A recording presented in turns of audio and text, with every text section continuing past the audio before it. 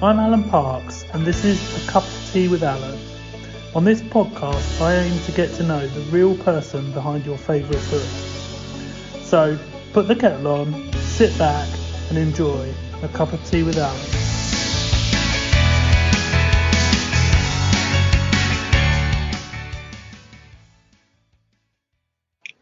Welcome to the first ever episode of A Cup of Tea with Alan. My first guest actually had to be persuaded to come on and do this. Her name is Beth Haslam. She's coming to us from France. She's the author of the Fat Dog series of memoirs. Welcome to A Cup of Tea with Alan, Beth. Oh, hello, Alan. It's lovely to be with you. Here I am in a field, hiding behind a tree. It's -2. It's the only place I can get a satellite signal, and I'm happy to be here. It's amazing to have you on, Beth. We've gone through some trials and tribulations to get you on here. But now we have a good connection, and I've got this vision of you standing in a field. Well, yeah, it's probably an accurate one. I also have Abby and Max who are looking at me thinking, what is she doing? Why aren't we going for a walk? So that's our two dogs. Never mind, we're here, and it's great to be here. Thank you. Perfect. Okay. So what I'm going to do is to kick off our first ever podcast interview, I'm going to ask you some quick fire icebreaker questions, and then we'll talk a little bit about you, your life, and the books that you've written, and everything that sort of goes along with that. If you're happy with that. That sounds perfect. Okay, so some quick icebreaker questions. Tea or coffee? Oh, got to be a cuppa, certainly early in the morning. And I bet you wish you had one now. Well, I do. I did have my favourite mug ready in the study, so I could have shown it to you. But no, it's just me out here. Yes, I wish I had one now. Okay, mug or cup? Oh, got to be a mug. Love to have a full mug. Okay, cats or dogs? Oh, that's a rotten question to ask. It's got to be dogs. Got to be dogs. But then you know how much I love animals. All animals. Okay, beachside or countryside? Again, I love both, but here it's countryside for me. Can't beat it. Okay, vegan or carnivore? Carnivore. Okay, Netflix or read a book? Got to be reading a book for me. There are so many out there, and I'm always engrossed by my latest read, whatever it is. So yeah, it's read a book. Or write a book even.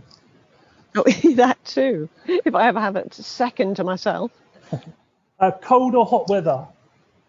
Well, right now, boiling hot, please, because I'm freezing. -2 isn't great.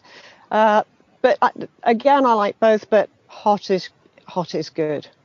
I'm a bit the same. It's freezing cold here in Spain at the moment, so I'm a bit the same, craving some warm weather. Oh, that's right. You're in the middle of a big freeze, aren't you? Yeah, well, where we live actually in Spain, it's sunny today, but the temperature in the mornings is so cold it doesn't get much above 10 degrees during the day, but in the sun it's nice. Gosh, that is cold. Yeah, especially like for Spain. You don't move to Spain for cold weather. No, indeed, that's very true. Okay, last one. Posh restaurant or fast food? Well, we're not habitually fast food eaters, so I would have to say posh restaurant. Okay, sounds great. Okay, then. So let's talk a little bit about how you got to where you are now and why you ended up writing the books. Maybe you could tell us a little bit about your life before you moved to France. Okay, well, I worked in the manufacturing industry and then moved into retail, and my career was human resources. So I dealt with people, pay, interviewing, recruitment, training, that sort of thing. I then had a serious car crash, which ended my full-time career, and I started up a management consulting business. That I worked. It was a part-time activity, and I eventually was approached to serve as a magistrate, which I thoroughly enjoyed.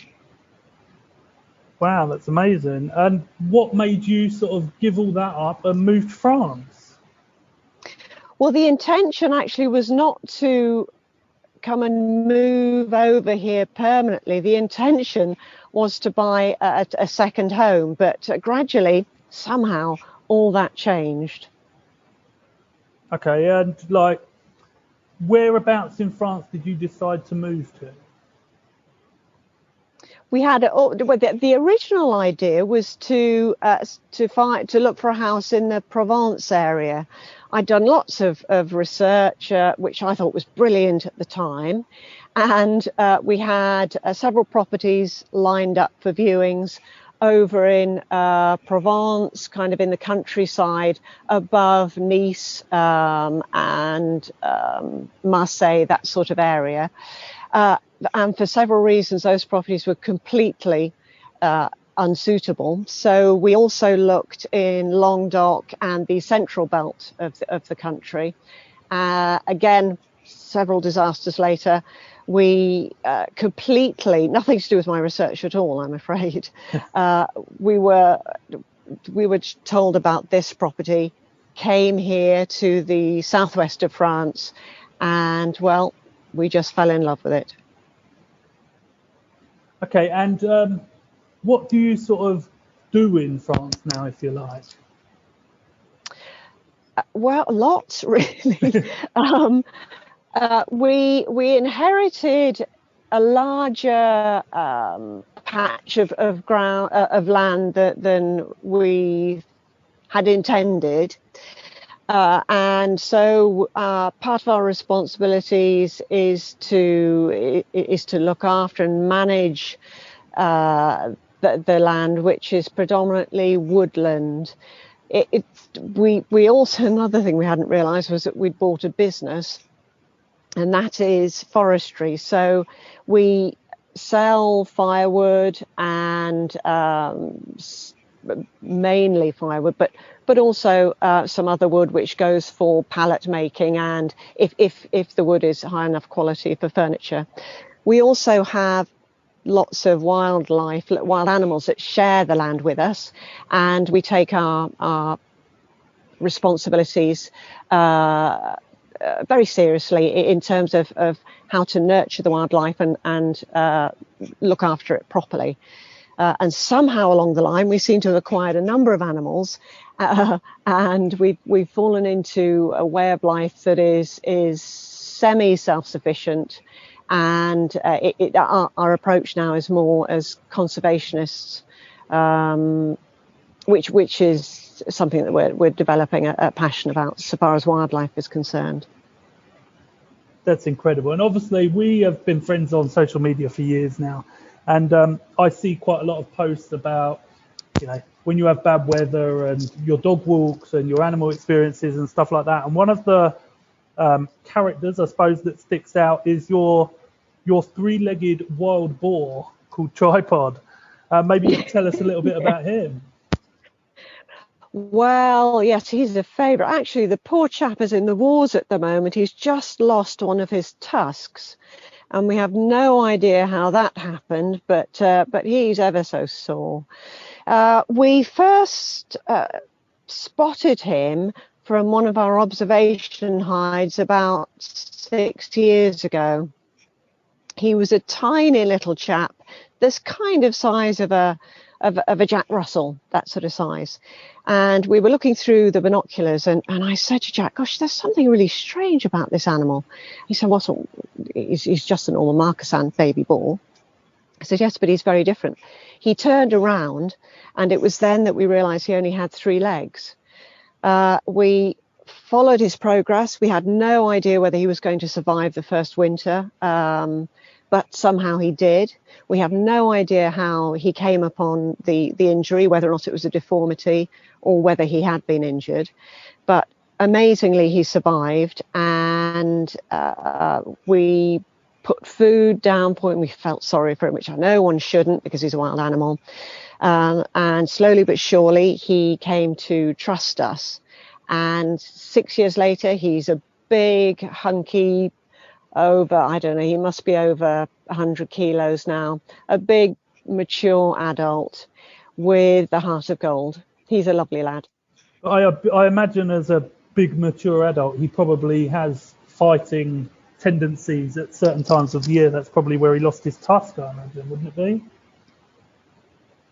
Well, it could be. The strange thing, he's a very intelligent animal. He's a canny lad, and it's probably one of the reasons he managed to survive so long. Whenever there's another big male in the area, he has this capability of scooting off and taking cover. But that said, he's pretty brave too, especially where his own family is concerned. And I'm proud to say that he's actually a grandfather. So he has managed to sire children. And it could be, Alan, it could be that he had a fight, or it may be that in this winter weather he's fallen and trapped his tusk and snapped it off as he tried to free himself. Yeah, so I hadn't really thought of that. Okay, so as well as the wild boar, what other animals do you sort of care for on your land? Okay, so we have roe deer, which are absolute beauties, very graceful animals. We have hare the size of Labradors, they're huge. A variety of furred predators like, obviously, weasels and genets. We also have ragondan, which are animals that look like oversized water rats. They look a little bit like beavers. They're also known as koipu, for people who might be more familiar with that term. Wow, I didn't know you had genets there, actually. We have those in Spain, but they're very difficult to see. Well, yes, I'll tell that. I won't say too much about it now because I tell this story in Fat Dogs 5, but we accidentally found one. And gosh, what a beauty it is. Absolutely stunning. I had no idea about the species until we came across this one. So as well as those, we have our chooks, lots of chickens. We've had partridges, quail, geese. That was a funny one. Okay, and what about pets around the house? Obviously, we know you love your cats and dogs. How many of those have you got? Well, we've had many since we've been here, mostly rescued waifs and strays. But at the moment, we have our two beloved Australian Shepherd dogs, Abby and Max. And we have currently three house cats. And one, Brutus, is an ex-feral. And the other two, Claw's Paws and Cleo, were both abandoned. We found them. I love the phrase ex-feral. Well, yes. That kind His of mum that, yeah. was a... Go on. Well, that's right. His mum was a feral. His dad he's enormous. He's the size of a tiger. But he lives in the forest somewhere, but he just pops up every now and again and looks horrifyingly scary. But his mum was adorable. She came to the house and was full of kittens. She had the kittens in our tractor shed, and we took the kittens in. There were 6 of them. We took them in because we thought to have several 6, 7 plus cats roaming around wasn't going to do anything for a pheasant breeding program we were involved in at the time. So we took in the kittens, weaned them and gave them away to families, all apart from Brutus, who we kept. Okay, so he's been quite well handled from a baby, really. So. Oh, he has. Yeah, he's a great big softie. He's gorgeous. Yeah. Okay, and how do your dogs get on with the sort of wild animal side of things? They're pretty good now, although I have to say Max, who's a bit of a nitwit, given half the chance, does love to chase, but he's not too bad. I think they don't realise it's all very exciting when you see a deer shooting off directly in front of you. That's fun, but it's a different matter with the big male boar, and also the female boar with their families. There's danger involved. Well, I know. And on the whole, they're very good. Oh, that's good to know. Okay, so obviously, one of the things we all love to sort of read about when people move abroad and stuff like that is interesting characters we come across. We all have funny experiences. We all have stories to tell. Maybe you could tell us a kind of story about one of your neighbours or someone you've met in the time that you've lived in France. Oh gosh, there's so many. They're all crackers. We really are blessed in this area to live with some wonderfully eccentric characters. They're just super. We have a selection I could tell you about. We have Jano, who I don't think we've ever seen him without his carpet slippers on. So he walks everywhere, market, bars, up and down the road, always with his slippers on, and a peak cap that he jams so hard on his head that it squashes his nose. And I've no idea how he can see, because he has to. Well, the only way you can actually see his eyes is when he looks up, and they're just peeking underneath there. Then we have a chap we only met in the last 4 years, I think. His name is Jacques. He is the manager he's a local grain merchant. He's huge. He's the shape of an American football with huge shoulders. And he's got a port wine stain that fills half his face and a huge personality. He roars at everybody, has no idea how to speak properly or quietly. And yet he's one of these people who has an absolute heart of gold. He's just an angel. We love him. Have you found that, like, the people around you have accepted you really well? Amazingly, yes. And I say amazingly because we have come to settle in an area of France which is not at all expat-y, if you like. So there are very few English here. And we also, completely by accident, bought the property we bought had its own a strong, infamous reputation that came with it.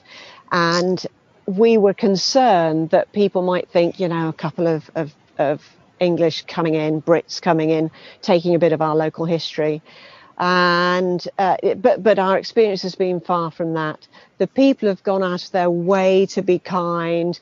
They've helped us with our awful French, and they're extremely generous, very, very generous people. It sounds like you would be really good on one of those English people moving abroad programs. I'm not sure about that.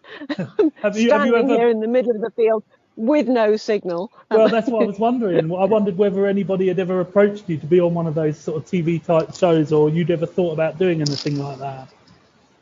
No, and poor Jack, I think he'd pop his clogs if I suggested something like that.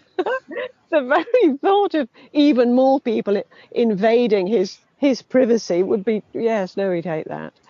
I'm not sure anybody would be particularly interested in what we do here, really.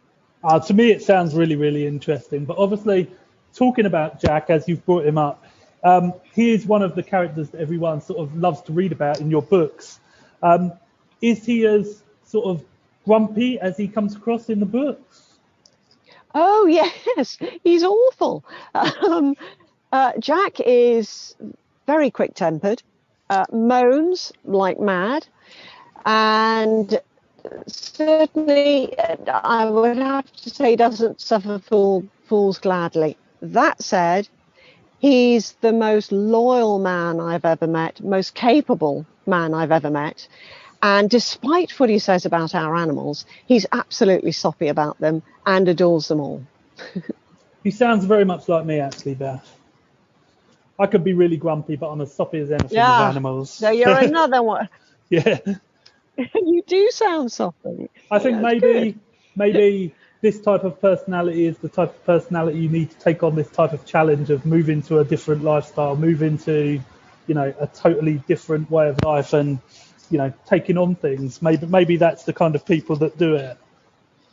Well, I have to say we have had our fair share of challenges here, and it's just wonderful to have somebody like Jack, who, with his capabilities, to be able to manage some of the trials that we've dealt with. But yes, that's very true. Crisis management is sort of something you have to learn, isn't it, in this type of life? Well, yes, and for Jack, that was sort of bread and butter for him. He's managed crises for years, so another few coming his way, despite moaning about them, he's managed perfectly. It keeps you interested, that's the thing, doesn't it? Yeah, he definitely does, definitely. I'm constantly saying, so sorry about my husband. Yeah, of course. Okay, so let's talk about the books. Obviously, you've just released your 5th book in the series. What made you write your books in the first place? Well, actually, I didn't set out to do so, Alan. It came about by accident, really, like most of the things that have happened to us here. The visits that we undertook, the property visits, ended up as being so bizarre. Each one was a misadventure. Each was just packed with odd incidents, very strange people, and the houses were so odd in themselves that one day after, I can't actually remember when it was, but sometime after our last visit, Jack said to me, look, why don't you just write about this? The things that have happened to us are so unbelievable. It would make a series. Just write a book, tell people about them. And that's how it started. I think that's very much like me. Obviously, when I first started writing my books, we'd got to a point where so many things had happened to us, and it was like, people just want to know these stories. Every time we met someone, every time someone comes to the house, they'd be like, tell us about it, tell us what happens, because obviously that's lovely. But I think people have this normal day-to-day routine, mundane day-to-day life, and they just want to be taken away from that sometimes. So obviously our types of books and books about a new life is a way of people escaping and sort of living that vicariously.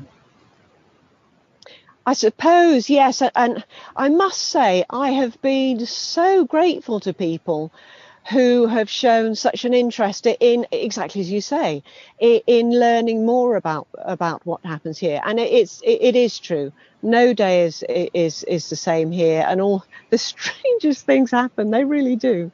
But I'm always grateful that people say, tell us about more of the incidents that you've had, and some more of the stories. So yes, you must be right, I guess. And so the best place, I guess, to find your books would be Amazon, would it? Yes, it is. Okay, what I'll do is I'll put the Amazon links in the show notes to this podcast so that people can go straight to it from that.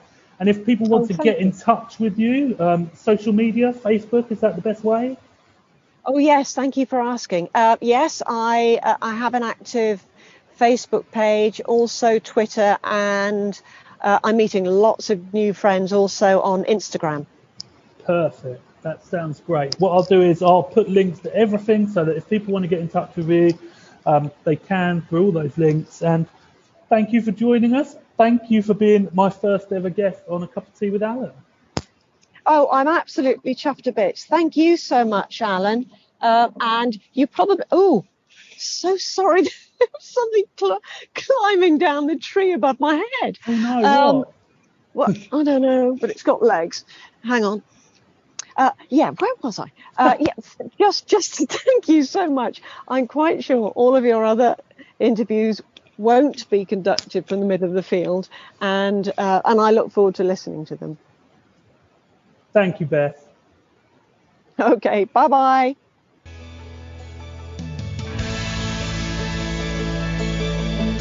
Thank you so much for listening to today's episode of A Cup of Tea with Alan. If you enjoyed what you heard, please subscribe and please consider leaving a review. You can follow my social media on Facebook at A Cup of Tea with Alan, And you can follow me on Instagram by following the handle @acupofteawithalan. That's all one word. If you're an author who'd like to be featured on the podcast, please do feel free to get in touch, either by direct message on social media, or you can email acupofteawithalan@gmail.com. Thank you so much for listening. I really appreciate it.